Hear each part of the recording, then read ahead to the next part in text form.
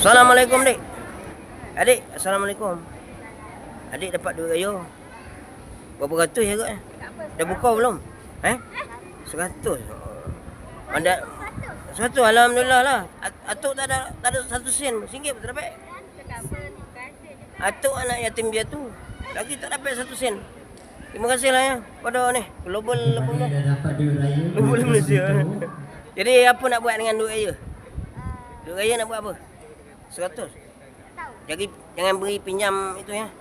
Jangan beri pinjam orang lain. Okey, duduk dulu. Buat apa? Jangan pergi mana-mana. Nantilah nak manja. Jangan beli mucun ni. Mucun tak, adik? Jangan beli mucun lah. Nak beli mucun minta duit. Dia tadi nak beli mucun. Jangan beli mucun ya. Tak baik beli mucun. Beli benda yang berguna. Masih? Siapa dapat? Awak tak dapat? Tak dapat? Tak dapat. Allah kesian yang nampak. Dapat. Mana dia duitnya? Muak simpan? Tak apalah, muak simpan. Nanti dekat raya ambil. Okey, di sebelah sana, di sebelah, Siapa tak dapat? di sebelah kanan. Siapa tak dapat? Kecuali Atuk nak bagi dapat. pertubuhan yang belum lagi dapat duit Apa raya. nak buat duit raya? Boleh angkat tangan? Nak buat duit raya nak buat apa? Berapa dapat 100? Simpan. Ui, bagus lah. Berapa ribu dah simpan? Ada berapa ribu dah simpan kat bank? 20,000. Yang belum dapat duit raya lagi. Bagus lah.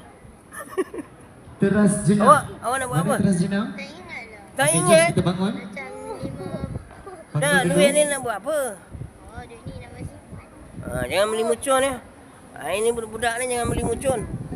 Nanti dia dapat duit raya, dia belentung-lentang main.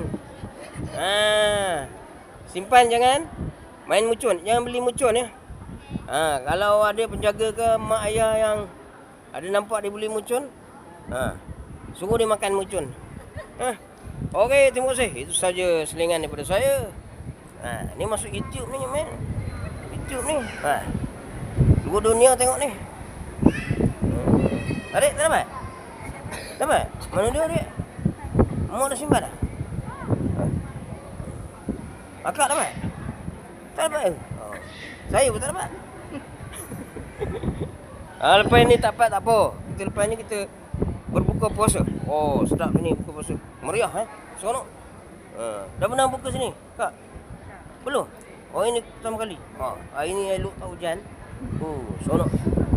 Jadi terima kasih kepada Global Ihsan Relief kerana berjaya menganjurkan satu program